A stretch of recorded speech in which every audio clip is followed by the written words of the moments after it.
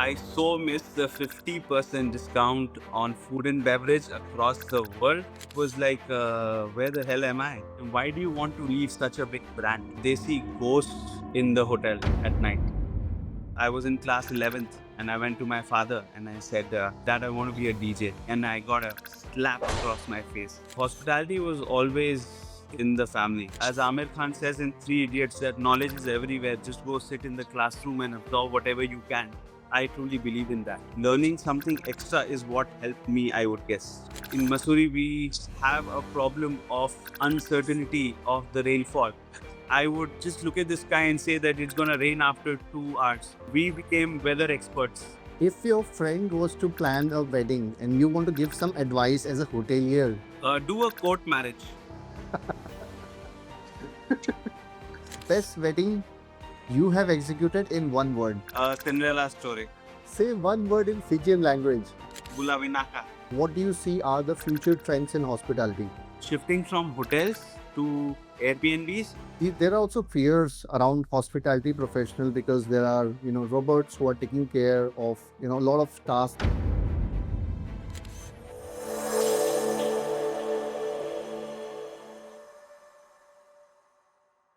So hi Vaibhav, welcome to Hospitality Diaries and thank you for making yourself available on this beautiful Saturday evening. So before we start, can you tell us who you are, what you do, and what has been your journey so far?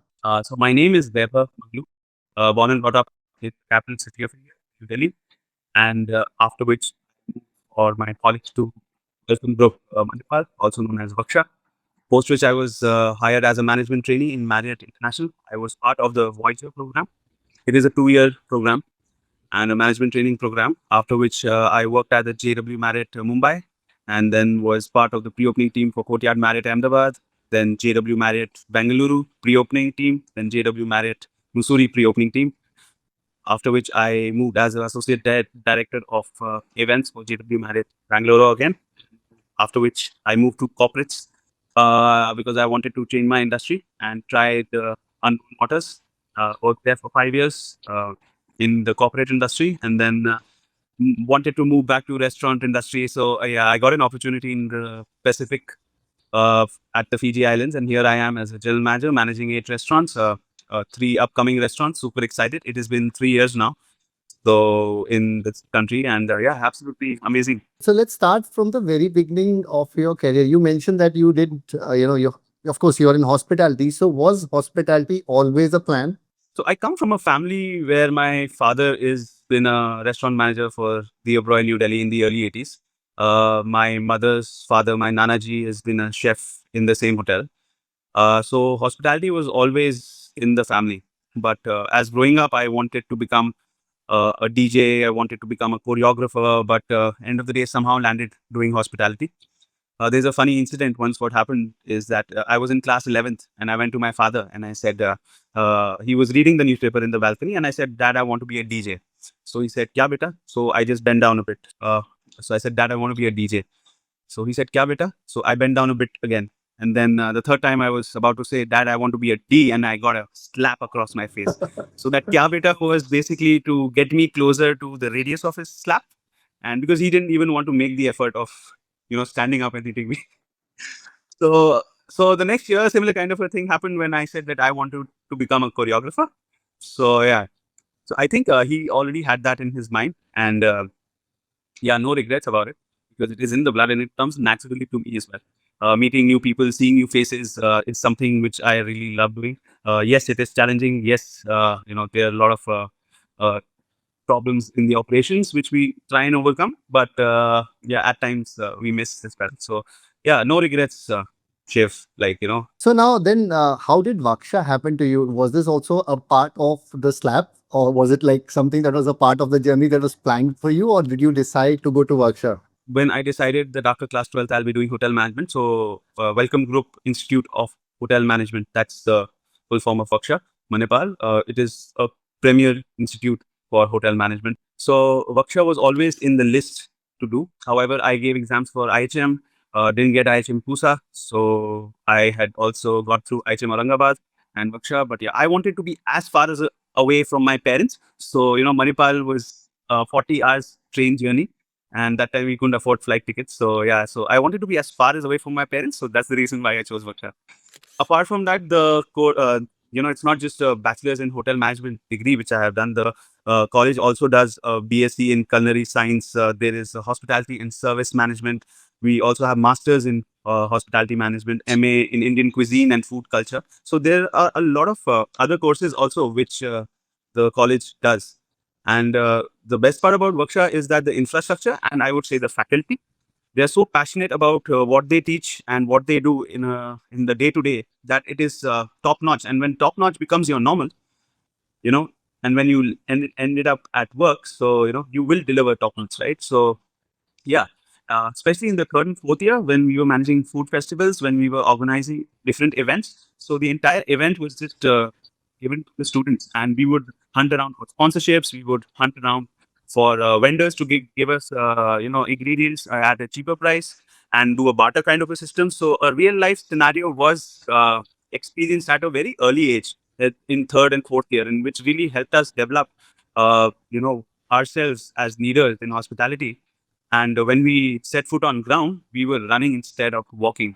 So I think the college plays a very important role in one's life, and I think Vaksha is been a game changer for me in my life and my professional career. Varsha has given names like Chef Vikas Khanna, Mr. Anil Chadda, who's currently the CEO of ITC Hotels.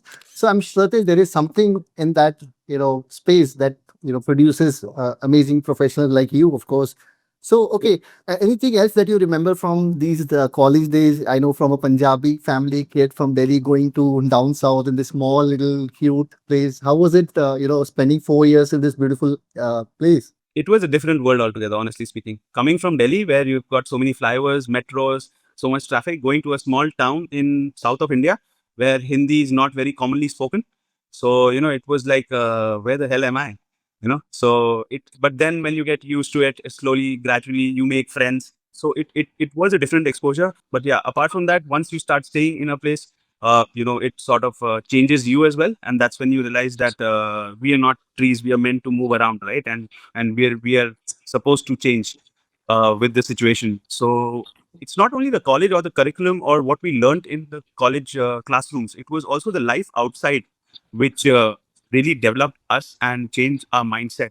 For the first time in my life, I was completely surrounded by people who were not from Delhi. So each student has a very different upbringing and a very different mindset. So if you have same situation, but four students are standing and all four will give you a different solution to the same problem. That at a very early age, at the age of 18, 19, if you're exposed to that, I think it builds up your foundation very strong for what's coming ahead next in your life.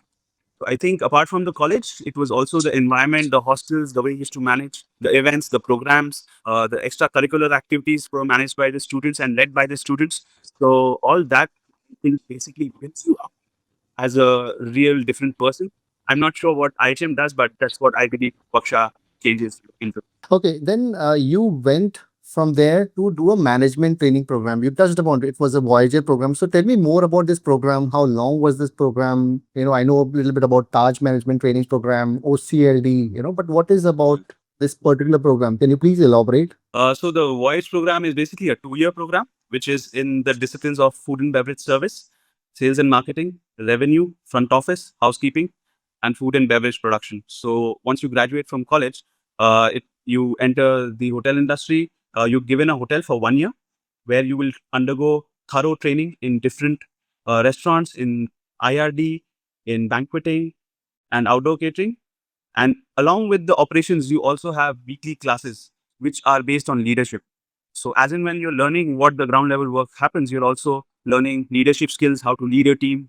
There are also financial aspects where they cover the P&L of the hotel, and how does one small change in the rate of a vendor can lead to a difference in the GP and the MP. So yeah, so jargons like RevPAR and other things like room rate, ARR become a very norm once you become a manager. So you're not hard hit by a fact that, oh my God, it's been 2 years and I don't know all these jargon.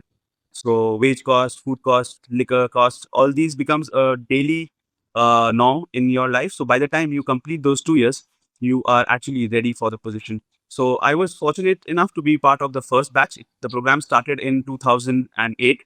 So we graduated in 2010. Also, the first year was JW Marriott Juhu, which was up and running, and it is the flagship hotel of the Marriott India. And in my second year, I did at Courtyard Marriott Ahmedabad, which was a pre-opening exposure. So that was an amazing exposure. So for pre-opening, we enter 6 months before the actual hotel opens for the guests, and we basically enter a construction site, and we are up there to set up the entire place. So that transition from construction site to the actual guest entering our restaurant was mind blowing. So I got addicted to pre-openings.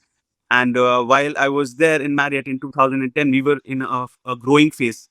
So from 8 hotels to 108 hotels, I was part of that journey. So I was also a part of a lot of task force. Task force is a team which goes there in the hotel 2 3 weeks before the opening, and then stays after the operations are on for another month or two. And once the operations are stabilized, then they come back to their original hotels. So yeah, so it was a great opportunity to see that company grow so fast, so quick, and yeah, it was a fabulous experience. And I'm really fortunate enough that I was in Marriott at that point of time.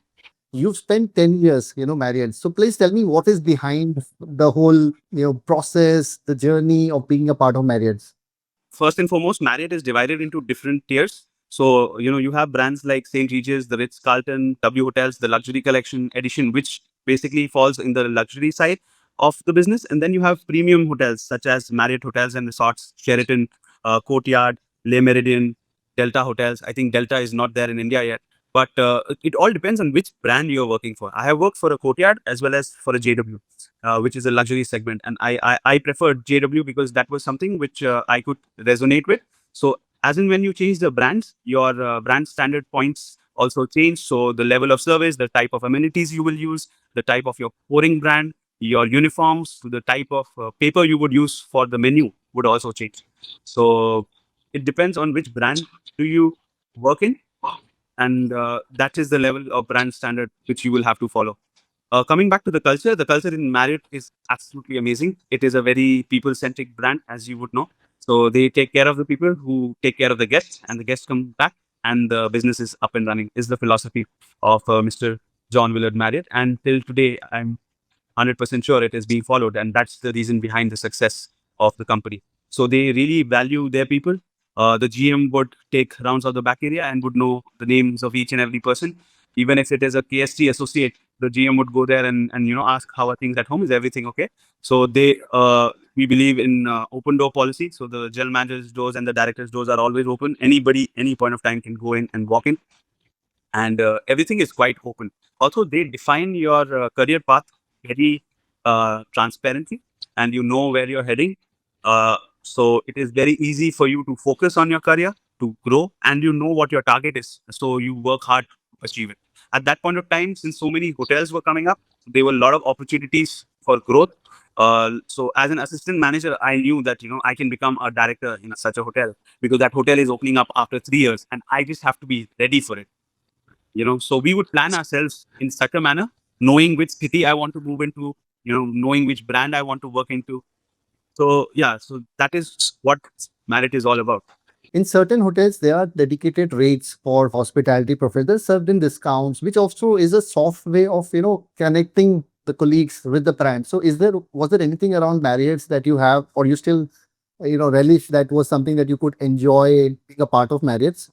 I so miss the 50% discount on food and beverage across the world.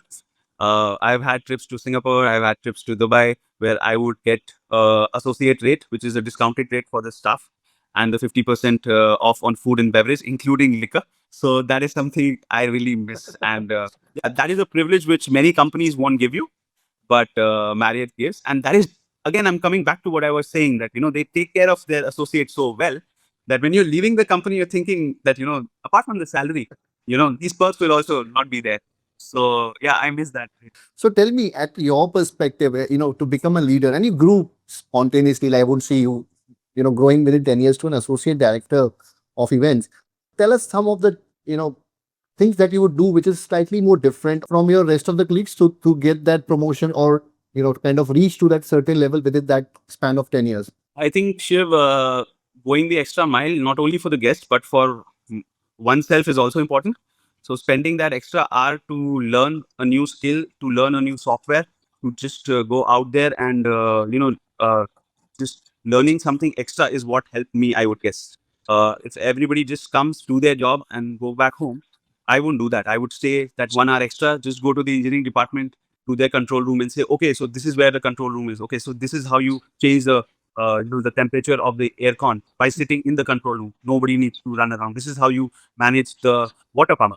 I would go to the back office of the front of the house and sit with the duty manager and understand how do they make room reservations. How does the software Marsha transfer the data to Opera, and how what are the different kinds of report. I know in my daily life in as a food and beverage guy, front office reports have absolutely no role. But I would still go there and learn that because, as Amir Khan says in Three Idiots, that knowledge is everywhere. Just go sit in the classroom and absorb whatever you can. I truly believe in that. Also, when going back home from the hotel to my house, I would just think, what is the new thing which I have learned today? It can be something as small as a new word of English which a guest taught me, or can be a new report in housekeeping which I learned. So I think in the early stages of life, you have to have that mindset that you have to go that extra mile for the guests and for yourself. Also, only will that make a difference. Had I been working my regular job and doing what others were doing, I would not have reached the heights where I am right now. And trust me, I still do this. As a general manager, I'm still learning and still trying to learn new skills from my staff, from my seniors, no matter who. I just want to learn everything. No, that's a good insight. Actually, it is very important, especially for someone to grow into a leader. I think it is important. People don't realize it, and then they blame the system, the management, that they're not getting promotions. But I think what you touched is very important because you need to open your arms to new possibilities. You did three pre-openings, right, with Marriott. So tell us about some experiences. How is it a normal hotel is different from a pre-opening hotel? Narrate us through some of the instant that you still kind of smile upon. So how this journey first? How many, like, if you could remember some of the instances that happened during your journey, how was the experience, please? Okay, so in JW Marriott Mussoorie, we were, I would not name the hotel, but you would understand. So we started our interviews. We are 3 months away from opening the hotel. So 3 months before we started the interviews. So there is one particular five-star hotel in Mussoorie which was already existing before we opened the JW there. So we are getting all the staff from there. All the servers are coming, and everybody said the same thing when we asked them, "Why do you want to leave such a big brand?" You know. So they said that they see ghosts in the hotel at night. So there is there was a very old villa in Mussoorie which was converted into a very luxurious hotel, and a lot of suicides and deaths have happened there. And me and my F&B manager are looking at each other that oh my god, every person is saying the same thing. कि भूत दिखते हैं हमें, इसलिए हमें वो hotel छोड़ना है. So that was one of the funny instances which I remember of late. Also, in one of the hotels, I would not name the hotel, but we had the policy of kids below 3 eat for free. So I was standing at the buffet counter at the coffee shop, and one of the guests, she comes up to me and says that, "Can you order one portion of butter chicken and garlic naans for my 1-year-old?" And I looked at her and I just smiled because I knew where that butter chicken and garlic naan is going to. But yeah, so you get a lot of different kinds of guests every day, and you know what's happening, and you've got to live with it. So yeah, so it is fun. Whatever I learned in college, whatever I learned in my management training, whatever I learned in JW Marriott Juhu or Courtyard Marriott Ahmedabad, nothing worked while we were opening the JW Marriott Mussoorie. So Mussoorie Hotel Resort is around 35 kilometers away from Dehradun. So your regular SOPs will not work in a remote location. So we opened the hotel and using our regular SOPs, which are applicable in the city, and we had tweaked them a bit because we realized that it will not function properly. But when we opened the doors and the kind of response we got, it was like 100% occupancy for the next 6 months. And even if people are not able to get a room, they would book another hotel room and then come to have breakfast, lunch, and dinner at our hotel. So we were not simply prepared for that, and it was phenomenal. And yeah, so we had to change all our SOPs, the way we used to keep our stocks, the past stock levels, everything had to be tweaked. Because if I go short of one toothpick, I have to go all the way 35 kilometers to a vendor and come back 35 kilometers. So we had to just switch over all the SOPs. So yeah, it was a great learning that sometimes some things are written on the book, but when you do them in practicality, it is a totally different ballgame. Since you being in the early phases of the Marriott's developing in India, so tell me, would you remember of some mentors, some people that have actually shaped you, and someone that you can still resonate to this day? I wouldn't say a mentor, but my role model is Parul Thakur. She is the first Marriott associate of Marriott India. Her employee number is 0001. So she was my general manager in Marriott Ahmedabad, and I learned a lot from her. This is the way how she would think of guest issues and guest problems and would change, give different solutions, which would always work out. She comes from a sales and marketing background, but the way she would manage operations was really, really great. So a lot of learning happened. And in Marriott, my mentor is Rashid Ali. He was my first restaurant manager in Marriott Ahmedabad. And Rashid would always tell me that whatever manager you get, you know, you can either like certain things and dislike certain things about them. So, just let go of the things you dislike and absorb the things you like. And from that day till today, I'm doing the same thing and try to incorporate all the good qualities of whoever I work with. And so far, it's worked out really well for me. And Rashid was the guy from my apron days. Like as a server, you used to wear apron. And the first day I wore a suit. And we sign all the complimentary bills, all the hospitality checks. You know that, right? Before the shift ends. So he called me and he said, "Mr. Manglu, come here. This is for you from today." So that sense of authority, that sense of empowerment, which came to me, you know, and that okay, now I will do a manager's job. It's not just you give somebody a blazer, you give them a position on paper. It is also the way you treat them. And Rashid is a hardcore Marriotized person, so the way he works is amazing. He's currently director of operations, and the hotel is doing wonders and will continue to do so. Now, you've spent a lot of time in events. I'm sure you've done extravagant weddings. So there's a lot of things that people see from the outside. This glitz and glamours around the wedding, the grandiousness of the wedding. What goes on the other side? You've been on the other side. Arranging this for the client. First of all, share what happens behind the doors when you're preparing for such beautiful events. Second, if you remember of any instance that you still again remember of anything that was exclusively done for a client. A lot happens pre-wedding and post-wedding.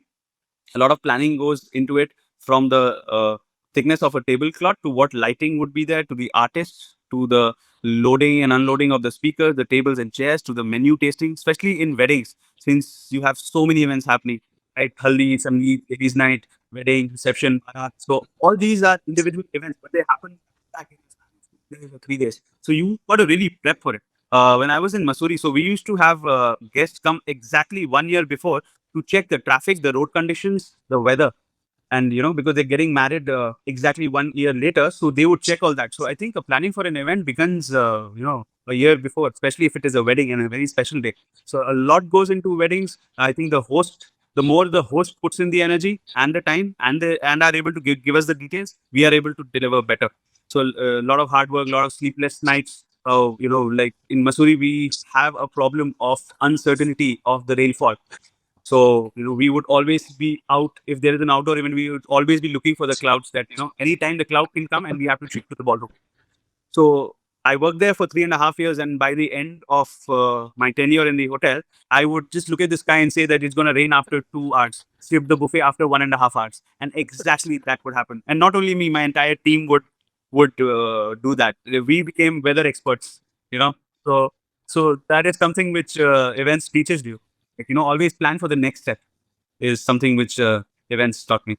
Thank you for sharing that. Any wedding that you remember of, which was like something that you can still remember of? Any grandeur wedding that you have encountered during your career with Marriott's?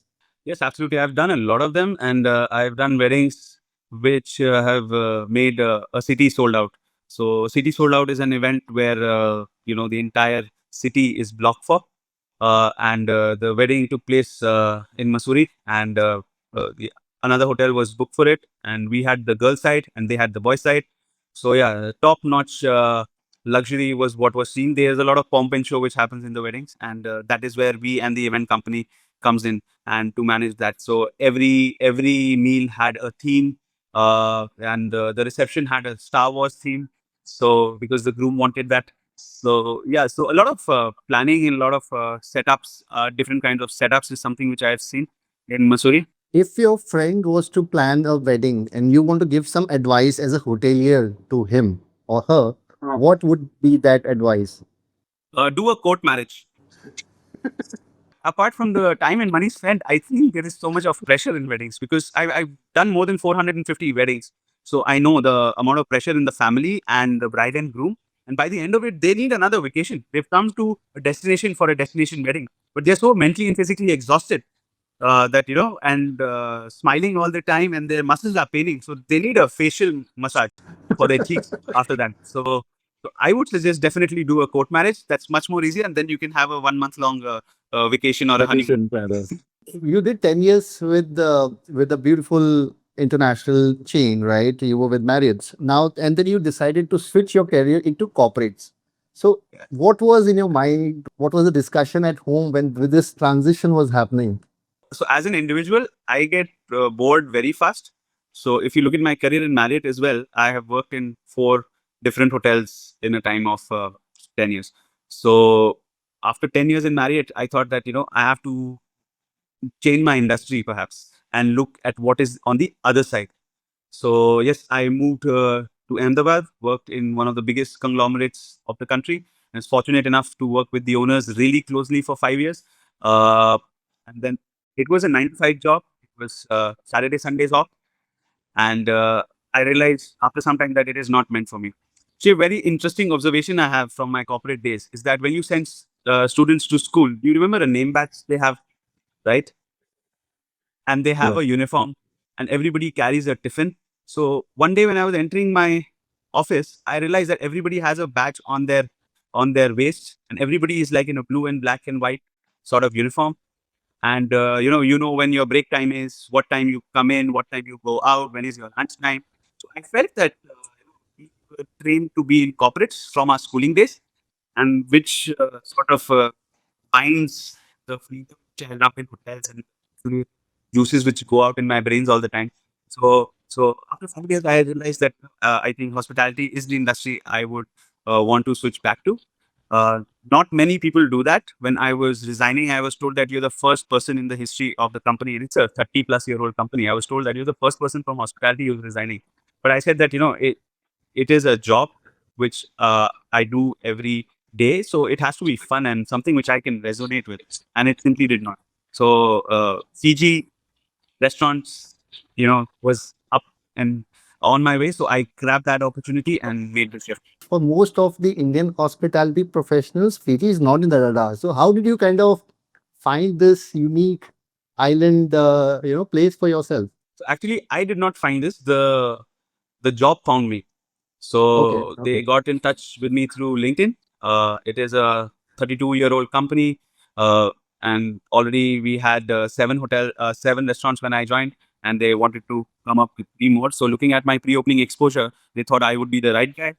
They reached out to me. I gave 3, 4 rounds of interviews, and here I am in the beautiful Fiji Islands. Okay, and how does a normal day look like? Compare yourself while working in India, in any of the property that you work, and then comparing So the yourself in normal day Fiji. is very peaceful here. There is hardly any traffic outside. When you're on the roads, you have the mountain on the one side and you've got the beach on the other. So that is my road to the office. Unlike the n number of traffic lights and the rickshawalas and auto drivers, which I would get in India, nothing bad about it. It's just that every country has its own flavor, has its own taste. So, on the contrary, it is so relaxed that even the employees are very relaxed. So that becomes a bit tough for them to manage and to keep them motivated every day. And yeah, so that is a challenge in the country. But for anybody who's looking out for, to move out of India, I would say that just think that life is beyond, Dubai, Doha, Qatar, Maldives, Mauritius, and there are many more islands like Fiji Islands, Cook Island, Aruba, Curacao, which run on tourism. Their economies run on tourism. So it is better to be in such a country where the economy is running on tourism because as a hospitality professional, there are more chances of faster growth and there are more chances of new job creation while you're there. So I think that is something which really worked out my way. And after coming to Fiji is when I realized that, this is something which people back home in India don't look into. So through your channel, I would like to, make other people think that slide beyond the set, and don't be afraid to take the unknown path and just go for it, and it will work. Most of the hospitality professionals that I was encounter, and in my experience as well, it's they generally look at safe, opportunity which are pretty close to their family. Let's say Dubai is 3 hours of a flight, so it's not that far. And so tell me, how far is Fiji? Let's say if someone has to travel from India to Fiji, how much time does it take? Very good question. It takes around 30 hours to reach Fiji. But once you're here, it's a totally different world altogether. Everything is here, and you might call it an island country. But once you're here, it doesn't feel like an island. It's like any normal town or city in India. Not the Delhi, Bangalore, and Bombay types, but smaller towns. So, the people are really nice. They're very welcoming. Everybody is happy and willing to help when required. So that is something which is really great. The tourism is basically based on Australia and New Zealand and a bit of Japan and USA. So the economy, 85% of Fiji's economy comes from tourism industry. So a lot of the population is working in the tourism industry. When I say tourism, it's not only hotels and resorts. It is also the adventure parks. It's also the scuba diving, bungee jumping, skydiving, boats, and so it all sort of comes into the tourism industry here in Fiji, and they are very serious about it, and it is growing year on year. New hotels, resorts are coming up, and yeah, once you're here, I don't think so that there is a problem. So now I know that you are blessed to have a hospitality partner, right? So Yeah. was this a planned move again, or this happened by chance? So Shiv, when I did my industrial training in 2005, that is when I had promised myself that I will marry a girl from hotels operations, not a girl from hotels. Like she should not be from HR or sales and marketing or any other department, but from either front office, F&B service, or housekeeping, so she understands the type of hours you work. Because 12, 14 hours a day, nobody works that place, right? So that's when I met my wife in one of the pre-opening properties, and then rest is history. So yeah, it was a very planned move. Like, for example, there's someone who's watching you right now, who's probably working at a very line level at any hotel in India, or you're working in a restaurant. What is the kind of advice that you want to give that to that person? I would say that first create your base very strong. Know the different types of reports, know the different types of techniques, know the leadership skills, the management skills. First, make your base for tenure in one company. Once you've done that, that is when you are able to move out and explore, because then and then you can pass on the knowledge to the other people. So I think spending 10 years in Marriott was also not by chance. It was a planned move also. I wanted to get my base right. Doing three pre-openings was also not by chance. It was intentional because I wanted to learn that skill. And that skill is now helping me in my current role where I'm opening three restaurants. Had I not done that, I would have not been given this offer. So try and do Okay. things different than what the other herd is doing, and that is when you will stand out. If you getting that opportunity, grab it. So, Vaibhav, I understand, you read a lot about hospitality. So, considering where we are at this moment, what do you see are the future trends in hospitality? So Shiv, I feel hospitality is changing as and when the generation is changing. Everybody is very tech savvy these days. So 10 years back, 20 years back, you would not use an app to book a flight, local Exactly. transportation, and your hotel, right? So I think that has changed a lot. Everything is very digital, very electronic. Apart from that, I see a trend shifting from hotels to Airbnbs, where people do not want a white glove service. All they want is to be left alone because they've been in their office and been grinding so much. So they want that peace of mind. So they don't want a doorman to open their car door, somebody to open the door. So I think another 5 to 10 years down the line, that will change where everything will be very automated, where you'll get a QR code. It's already started to happen, but it'll become more common, I feel. Then the concept of Airbnb, where you can cook your own breakfast, and take care of your own laundry. So that is something which I foresee another 10 to 15 years down the line will happen. There are also fears around hospitality professional because there are, robots who are taking care of, a lot of tasks these days. I've seen videos. I'm certain you would have seen videos. So someone who is at the early stage and there are fears, what is that you want to kind of suggest to them to say that, how you can prepare them well so that they are able to survive what we are probably foreseeing from this perspective? I don't think so that technology and robots will be able to replace a human being. End of the day, we are into a business where our clients are human and our product is also human. When I say human, that we are selling experiences, we are selling moments, we are selling weddings, birthdays, anniversaries. So these are something which I don't foresee that the robots or the apps of the world can do. So yes, having said that, there will be a certain extent to the labor work which can be altered by uh, robotics and software, but I don't think so that the entire industry is at any danger. There are hotels, resort, Airbnbs opening every day moving forward, right? So I'm sure there are possibilities, but I feel for any individual, as you said earlier as well, I think they need to start multitasking. They need to learn above their trade, because you cannot just be a housekeeper, you cannot just be in food and beverage. So you need to learn, grow, and you have to be a bit of everything. Otherwise, it will be slightly more difficult to kind of, cope up with how we are heading to. Great. And you talked about technology. I remember when I was in my early, and we just had YouTube or Facebook then, it was coming up.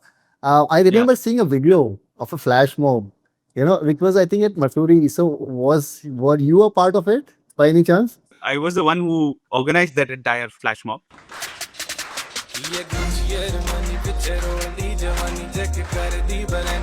I think in 2018 we did that. So basically, we had our new general manager coming to the hotel for the first time, and it was his day one. So we wanted everything to be grand. So what we did, that we had 3 open Thar jeeps and 6 Royal Enfields. So we picked him up from the airport. He sat on the center car, and we had the Royal Enfields on either sides. It was like a convoy is coming from Dehradun to Mussoorie. And as and when he's about to reach the hotel, we had all the associates with banners of welcome to the resort. And as soon as he entered, we did a flash mob on his favorite song. So we decided doing that flash mob just 30 minutes before. And coincidentally, the videographer who was shooting the entire show, he shot the flash mob also. So we edited that part and we just put it on Facebook and YouTube. And instantly, overnight, it became viral. It had some 88,000 views that time overnight. And yeah, I got like instant, I became the blue-eyed boy of the company instantly for a very small moment. But yeah, I like that 50 seconds of fame which I had at that point of time. So after that, once we did that, then it became a norm that flash mobs are allowed. Flash Exactly. mobs, Yes. Yeah. is possible in a hotel lobby. Now I come up with crazy ideas of having a DJ console at the hotel lobby. Why not? The Of welcome course. thing. Why is it just a juice? It can be a champagne, it can be a vodka, it can be a cocktail as well. So yeah. So and Marriott allows you to do all this. That's the best part. The guests are standing there, and the staff is dancing and the GM is entering and the guests are also clapping. So, this is an experience for them as well. They have absolutely no idea what's happening, but they are enjoying themselves. And that is the business we are into. So, yeah, it was fun. I'm sure it was fun. And again, then these are these memories, whatever you are able to do out of the box is what you can Yeah. still remember and kind of laugh upon, right? So I think this is Yeah. a great time. But go out of the box, think of something which is not. And I think in hospitality it is very important, because people are done with luxuries. The luxuries Yeah. don't wow them. These are these small personal moments that actually kind of Yeah. people crave for. They miss these Yeah. moments. Okay, so Yeah. getting that right, I think it's the essence of hospitality. And eventually, I think everyone should think on these lines. So now let's start with a rapid fire round. Okay, I'll throw some question directly at you. You'll not take much of time. You just say whatever first thing that comes to your mind. Okay. So Sure. Marriott's or Fiji, where do you feel most at home? Oh, this is a tough one. I would say the Marriott Hotel in Fiji is where I feel at home because I want best of both the worlds. So, yeah, Question number two, best wedding you have executed in one word.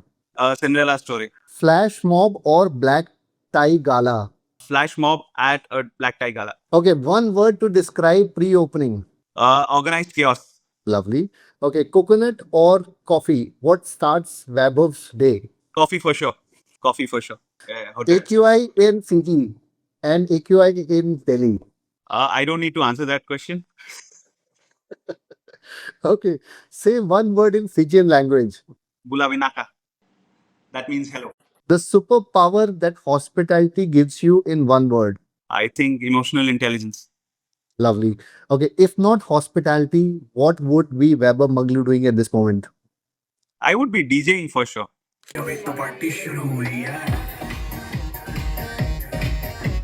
One message for any hospitality professional who's watching you right now. All I would want to say is that whatever you're doing right now, try and go the extra mile for yourself. Try and learn a new skill. Try and learn the duties, responsibilities, reports, and the way the other department works. So that is going to help you once you reach a certain level. Because if you're doing food and beverage, there's only a certain level you can reach to a director of food and beverage, right? But if you want to become a general manager, you have to have knowledge of the revenue department, sales and marketing. How does the front office works? So spend some extra time at work. I know we do long hours, but try and catch some time during those hours and learn as much as you can. Your regular work will not take you anywhere or will not take you much far, but it is those little extras which we do daily, which in the long run makes a lot of difference and separates us from the herd. Yeah, Yep. but the last question for you. They Yeah. always say hospitality is all about jugaad. So tell Yeah. me some of the instances that you've actually done or you kind of resonate to.